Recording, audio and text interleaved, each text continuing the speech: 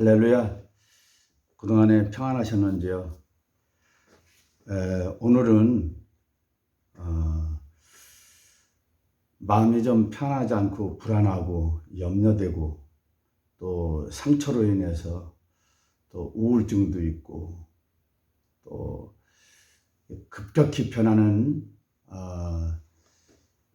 세상과 현실이 많이 극복하기가 힘든 그런 분들을 위해서 영상을 제작합니다.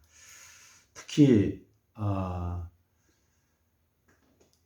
성령에 의해서 온전히 하나님만 바라보면서 살아왔던 성령의 사람들이 잠깐 세상 염려나 세상 환경을 바라보면서 끈을 놓치게 되면은 극심한 불안과 우울증이 올 수 있습니다. 특히 목사님들, 사모님들,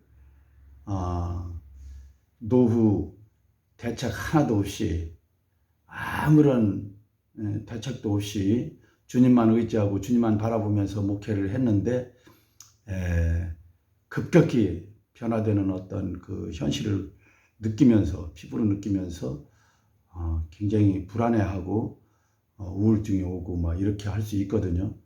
그래서 그런 분들을 위해서 이 영상을 제작을 합니다. 먼저 말씀을 보겠습니다. 시편 66편 11절에서 12절 말씀입니다. 10절에서부터 보겠습니다. 하나님이여 주께서 우리를 시험하시되 우리를 단련하시기를 은을 단련함 같이 하셨으며 우리를 끌어 그물에 걸리게 하시며 어려운 짐을 우리 허리에 메어 두셨으며 사람들이 우리 머리를 타고 가게 하셨나이다. 우리가 불과 물을 통과하였더니 주께서 우리를 끌어내사 풍부한 곳에 들이셨나이다. 여기서 말씀하시는데 하나님이 우리를 시험하신다는 거예요. 시험하시는데 은과 금을 단련하는 것 같이 풀무벌에 넣었다 꺼냈다 하는 것 같이 그렇게 단련하신다는 것입니다. 그렇게 하면서 거기서 또 우리를 끌어 그물에 걸리게 하신다고 그렇게 말씀하십니다. 그물에 걸린다. 그 새가 그물에 자유롭게 비행하던 새가 그물에 걸리면 얼마나 답답하겠습니까? 또 물속에서 마음껏 물놀이를 하던 그 물고기가 그물에 걸리면 얼마나 답답하겠습니까? 그와 같이 하나님께서 시험하신다는 거예요. 네가 어떻게 하나 보신다는 것이죠. 마지막 이 극심한 기근과 이때에도 코로나 팬데믹 현상 이 순간에도 네가 어떻게 하나 보시겠다는 거예요. 그 다음에 무거운 짐을 허리에 매달아 두셨다. 그냥 혼자 걷기도 힘든데 옆에 혹이 있는 거예요. 때로는 목사님이 열심히 전진해서 달려가는데 사모님이 짐이 될 수도 있고 사모님이 열심히 기도하면서 성령을 따라가는데 목사님이 또 힘들어 하실 수도 있습니다. 또 자녀들이 힘들어 할 수도 있어요. 또 여러 가지 이런 짐을 옆구리에 다뤄줬다는 거예요. 그 다음에 또 사람들이 머리를 타고 지나가게 한다. 머리를 타고 지나간대요. 이 부끄러운 것, 말할 수 없는 부끄러움과 수치감을 느끼게도 하고 그렇게 하면서 그래도 하나님을 온전히 신뢰하고 가는가를 보시겠다는 것입니다. 할렐루야. 하나님이 우리를 늘 어떤 상황에서도 어떻게 하는가를 다뤄보고 계시는 것입니다. 그 다음에 또 우리가 환경을 바라보고 또 자신을 낙심하고 낭망하고 또 주변 사람을 원망하고 이렇게 할 수도 있거든요. 근데 그것도 사단이가 주는 생각입니다. 시편 105편 16절에서 18절 말씀을 보면은 그가 또 그 땅에 기근이 들게 하사 그들이 의지하고 있는 양식을 다 끊으셨도다. 이것을 애굽 백성들, 그들 고선에 있던 그 애굽의 형제들과 다 아버지와 그들을 말씀하십니다. 그래 그가 한 사람을 앞서 보내셨으며 요셉이 종으로 팔렸도다. 요셉보다 억울한 사람이 있습니까? 요셉보다 분한 사람이 있습니까?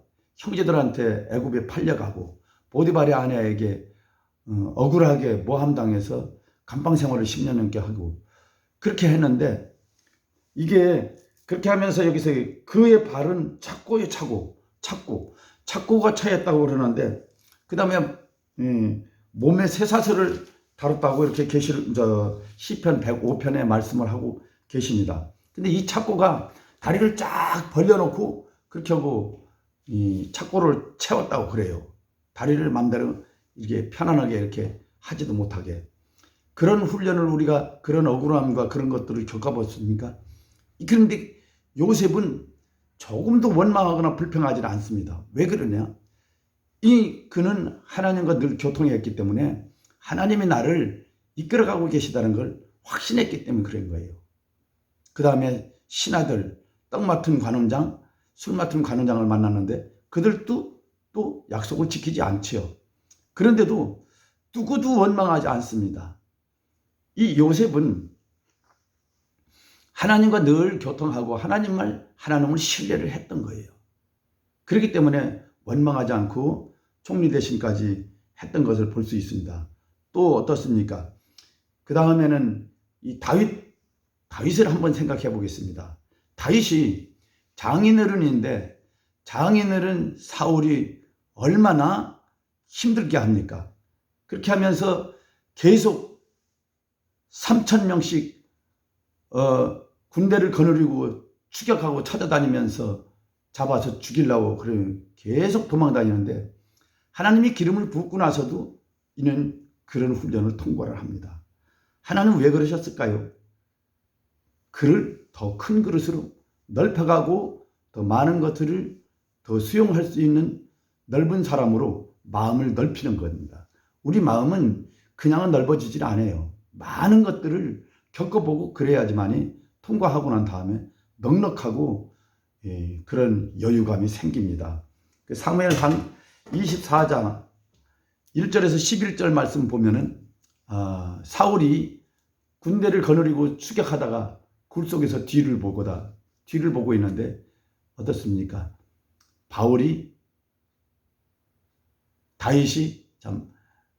다윗이 옷자락을 비워가지고 와서 거기서 나는 왕을 해치려고 하지 않는다는 그런 이야기를 합니다. 산꼭대기에 올라가서 그렇게 했는데 사울이 그러면 너를 해치지 않겠다고 약속을 하고 그 뒤에 또 그렇게 합니다. 사무엘상 26장 11절에서 12절 말씀을 보면은 또 그러거든요. 결국은 이 사울이 어디서부터 그런 일이 생겼냐면 두려운 생각에서부터 그렇게 됐던 것입니다. 두려운 생각은 마귀가 주는 생각입니다. 마귀에게 사로잡혔던 거예요. 여러분, 내 생각과 마음을 두려움과 그 다음에 불안한 마음, 염려, 또 상처로 인해서 상처를 말씀하시지 않습니까? 이 상처를 우리는 상처를 주고 살고 상처를 받으며 삽니다. 그런데 그 하나님은 우리를 상처로 활용하신다는 것을 잘 이해하셔야 됩니다. 그러면은 하나님이 나에게 상처를 주고 내 그릇을 넓히려고 그렇게 했다고 생각을 하면은 어느 것도 원망스럽고 남을 미워할 이유가 어느 것도 없습니다. 넉넉히 승리할 수 있습니다. 하나님의 말씀은 영이기 때문에 이 하나님 말씀을 붙잡으면은 어둠이 떠나갑니다. 모든 어려움이 모든 어둠이 다 떠나갑니다. 완전히 자유케 하십니다. 내 말이 영이라고 말씀하셨는데 하나님의 말씀이 내 안에 들어오면 평강과 평안을 누릴 수가 있는 것입니다. 욥기서 3장 25절 말씀을 보면은 욥기서를 볼까요? 욥기서 내가 두려워하던 그 두려움이 나에게 임했고 또 나의 무서워하던 그 무서움이 나를 덮쳤다고 이렇게 얘기를 하는데, 무서움과 두려움이 누가 줬습니까? 마귀가 줬거든요. 그랬는데 두려운 생각이 왔는데 두려움이 덮쳤다는 거예요. 또 무서운 생각이 들었었는데 무서움이 나를 장악했다는 그 얘기를 하는데, 제가 기도하면서 하나님 앞에 물어봤었어요.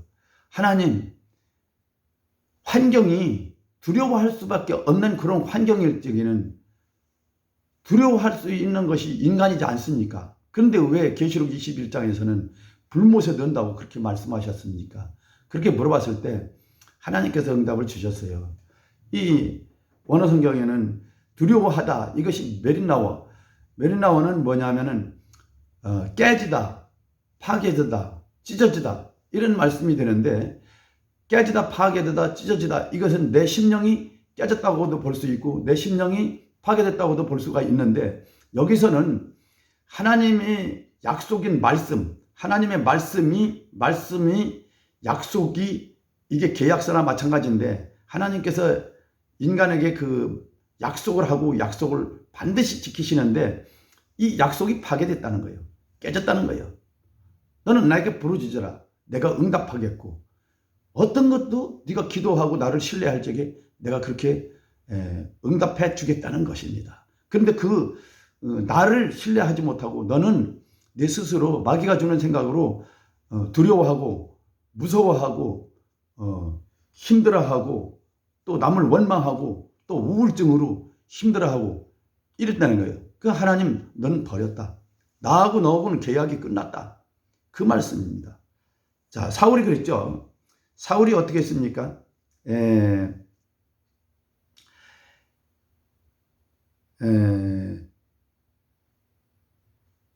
두려워하는 마음이 들어와가지고, 순간에 마귀가 주는 그 두려워하는 마음이 들어와가지고서 다윗을 그렇게 쫓아다니고 추격하고 그러다가 결국은 자신이 망하지 않습니까? 자, 여러분, 믿음은 끝까지 신뢰하는 거고 하나님을 신뢰하고 믿는 것입니다. 계시록 1장 7절을 보면은, 자, 그가 찌른 자들도 본다고 그랬습니다. 예수님이 오실 때, 구름 타고 오실 때, 그때에 2021년 전 그때에 예수님을 못 받고 채찍질하고 했던 그 영혼들도 주님이 오시는 것을 본다는 거예요. 그러면서 예수님께서 뭐라고 하십니까?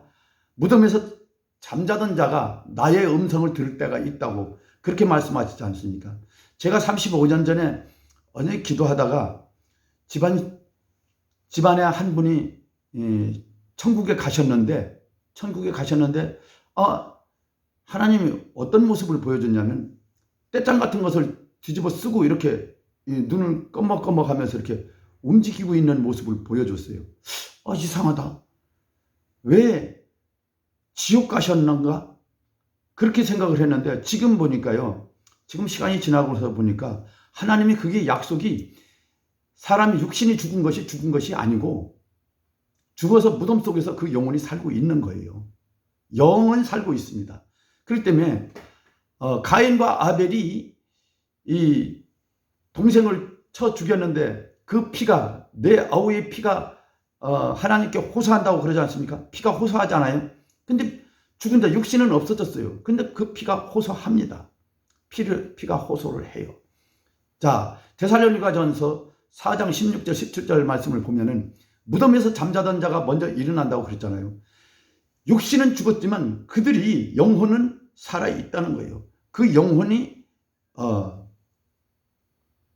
다시 신앙을 완전히 하나님을 신뢰하고 믿고 그렇게 신앙생활을 했던 그 영혼은 이 땅에서 육신이 끝이 오고 죽어서도 그 영혼은 천국에 간다는 거예요. 그렇기 때문에 육신이 먹고 사는 거, 오늘 죽더라도 어느 것도 두려워하지 말고, 죽음을 두려워하지 말고 주님을 끝까지 신뢰할 때 그는 먹이시고 입히시고 피할 길도 열어주시고, 또 물 가운데 지나가도 불로 사르지 않고 물이 침몰하지 않게 하신다고 그러셨는데 어떤 환난에도 하나님 지키시고 그렇게 보호하실 줄로 믿습니다. 자, 그러면서 또 어때요? 열왕기상 13장 20절에 보면은 엘리사의 뼈에 그 시체를 던졌는데 시체가 일어나지 않습니까? 벌떡 일어났어요. 이것은요, 우리가 이성으로 머리에 생각하는 그 이성으로 하나님을 신뢰하고 하나님을 믿어서는 되지 않는다는 거예요. 이거는 이성으로 되는 것이 아니고 온전히 뼈까지, 이 심령 골수까지 하나님을 신뢰하고 믿어야 되는 것입니다. 할렐루야. 그렇게 할 적에 우리가 불안한 생각과 염려와 또 우울증 모든 것을 다 탈출을 할 수 있습니다. 할렐루야. 주님을 끝까지 신뢰하고 나갑시다.